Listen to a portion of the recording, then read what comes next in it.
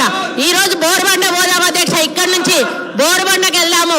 అక్కడ వాళ్ళు టైల్స్ వేసుకొని వాళ్ళు షెల్ఫ్లు కట్టుకొని 10-10 వేలకు కిరాయిలకు ఇచ్చుకుంటున్నారు అధ్యక్ష. డబుల్ బెడ్రూమ్ ఇల్లు. వీళ్ళు చేసిన పనులన్నీ కూడా దుర్వినియోగం చేశారు అధ్యక్ష. అప్పులు తెచ్చి నిరుపేదలకు ఉపయోగపడి పని ఒక్కటి కూడా చేయలేదు అధ్యక్ష.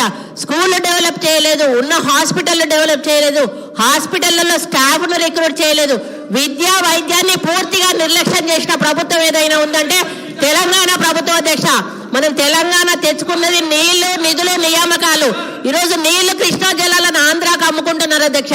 ఒక్కటి నేను అడుగుతా అధ్యక్ష, పక్క రాష్ట్రాలు అన్నప్పుడు ఫ్రెండ్షిప్ గా ఉండాలి అధ్యక్ష. సీఎం కేసీఆర్ కుటుంబం అయ్యో జగన్మోహన్ రెడ్డి ఇంట్లో భోజనం చేస్తారు అధ్యక్ష. జగన్మోహన్ రెడ్డి కుటుంబం వచ్చో సీఎం కేసీఆర్ ఇంట్లో భోజనం చేస్తారు అధ్యక్ష. వాళ్ళ వెనకాలనేమో కేటీఆర్ గారు వెళ్తారు అధ్యక్ష. మామూలుగా ఇద్దరు సీఎంలు కూర్చున్నప్పుడు తప్పకుండా వాళ్ళ చీఫ్ సెక్రటరీ వీళ్ళ చీఫ్ సెక్రటరీ ఉండాలి. ఇద్దరి సీఎంల మధ్యలో ఏం సంభాషణ జరిగిందన్నది ప్రజలకు తెలియదు అధ్యక్ష. ఇన్నిసార్లు వీళ్ళు కలిసినా కూడా వీళ్ళు ఏం మాట్లాడుకుంటున్నారు అనేది ప్రజలకు తెలియదు అధ్యక్ష. మళ్ళీ వచ్చినాక ఆంధ్ర మీద బయట తిడతారు అధ్యక్ష, లోపల మాత్రం భోజనాలు చేసుకుంటారు. కేటీఆర్ గారు ఏం మాట్లాడుకున్నారంటే వాళ్ళు ఏదో అభివృద్ధి గురించి మాట్లాడుకుంటున్నారు, నాకు సంబంధం లేదని వచ్చి ఈయన ప్రెస్ ముందర చెప్తాడు అధ్యక్ష. ఈ రోజు సెంట్రల్లో నీటి వనరుల గురించి మీటింగ్ పెట్టినప్పుడు ఎంతమంది ఇక్కడ నుంచి పోయారు, ఎవరెవరు పోయారు, ఎప్పుడు సీఎం పోయారు, అదొకసారి చెప్పమని అధ్యక్ష. ఈ రోజు కేంద్రాన్ని ఎందుకు బద్నాం చేస్తున్నారు అధ్యక్ష? ఈ రోజు మోడీ గారితో మీరు సత్సంబంధాలు ఎందుకు పెట్టుకోలేదు? ఈ రోజు యాదాద్రి విషయంలో చిన్నజీయర్ స్వామిని ఎంకరేజ్ చేశారు. ఈ రోజు ఆయన ఎక్కడో ఒకటి కట్టుకుంటే అక్కడ మోడీని పిలిచిండని ఈ రోజు మోడీని పక్కకు పెట్టేసి మోడీతో సంబంధాలు లేకుండా సెంట్రల్ ఫండ్స్ తెచ్చుకోకుండా ఈ రోజు కేంద్రం ఇవ్వడం లేదని బద్నాం చేయడం తప్ప అధ్యక్ష. ఈ రోజు కేంద్రాన్ని దూరం పెట్టింది వీళ్ళు, కేంద్రం ఫండ్స్ ఉపయోగించుకోండి వీళ్ళు. చాలా ఫండ్స్ ఈ రోజు రిటర్న్ పోయినాయి అధ్యక్ష, కేంద్ర ప్రభుత్వ నిధులు. దాని వైఫల్యం పూర్తిగా గత ప్రభుత్వాన్ని నేను చెప్తా ఉన్నాను అధ్యక్ష. దయచేసి ప్రగల్భాలు పలగకండి. ఈరోజు తెలంగాణ లాభాల బాటలో ఉన్న తెలంగాణను కాంగ్రెస్ పార్టీ మీకు అప్పచెప్పింది. నష్టాల బాటలోకి వెళ్ళి నిరుపేదల జీవితాలు మీరు బాగు చేయలేదు.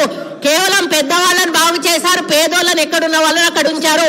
ఈ వాస్తవాలను ఒప్పుకోవాల్సిన బాధ్యత మీ మీద ఉందని సందర్భంగా గుర్తు చేస్తా ఉన్నాను అధ్యక్ష.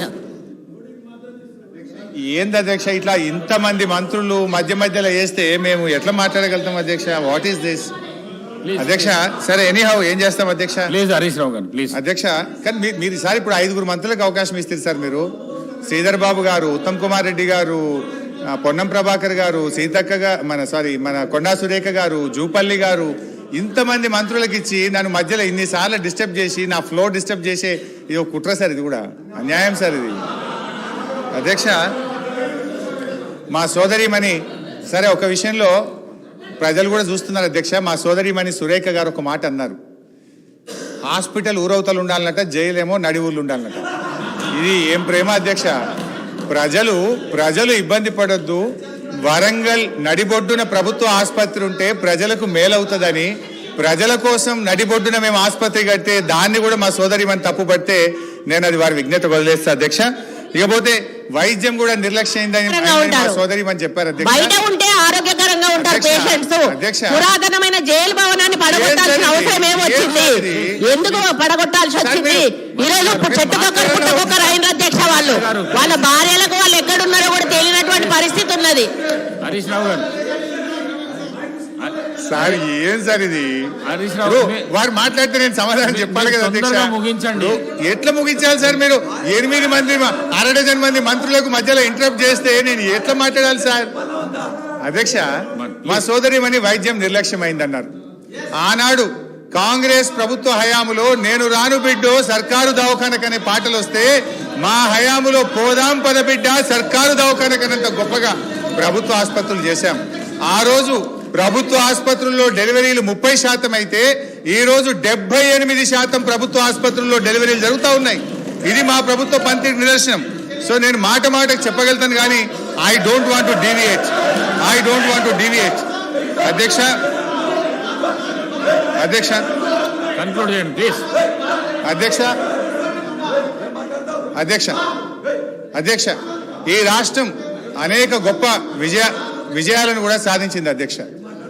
2014-15లో 1,30,00,000 ఎకరాలు సాగైతే అధ్యక్ష ఈ సంవత్సరం 2,08,67,000 ఎకరాలు అంటే 59% అదనంగా సాగు సాధించాం అధ్యక్ష.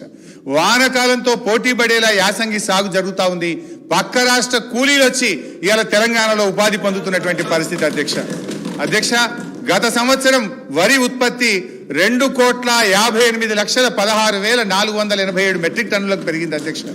పౌర సరఫరాల సంస్థ ద్వారా 2014-15లో 24 లక్షల మెట్రిక్ టన్నుల ధాన్యం సేకరిస్తే 2020-21లో 1,41,00,000 మెట్రిక్ టన్నుల ధాన్యం సేకరించాం అధ్యక్ష. 2014-15లో 3,392 కోట్ల విలువైన ధాన్యం మాత్రమే కొనుగోలు చేస్తే ఇప్పుడు అదే సంస్థ గత సంవత్సరం 27,037 కోట్ల విలువైనటువంటి ధాన్యాన్ని కొన్నది అధ్యక్ష. అంటే 483% వడ్ల కొనుగోలులో వృద్ధి సాధించిన అధ్యక్ష. 9 ఏళ్లలో రైతుల నుంచి 1,34,768 కోట్ల విలువైన ధాన్యాన్ని కొనుగోలు చేసిన అధ్యక్ష. ఇది నిజం కాదా అధ్యక్ష? అన్ని రకాల పంటలు కలిపి మేము అధికారంలోకి వచ్చినాడు కోటి మెట్రిక్ టన్నుల పంట దిగుబడి వస్తే ఇవాళ 4 రెట్ల అధ్యక్ష 4 కోట్ల మెట్రిక్ టన్నుల పంట దిగుబడి వచ్చింది అధ్యక్ష. ఇరిగేషన్ లో దాదాపు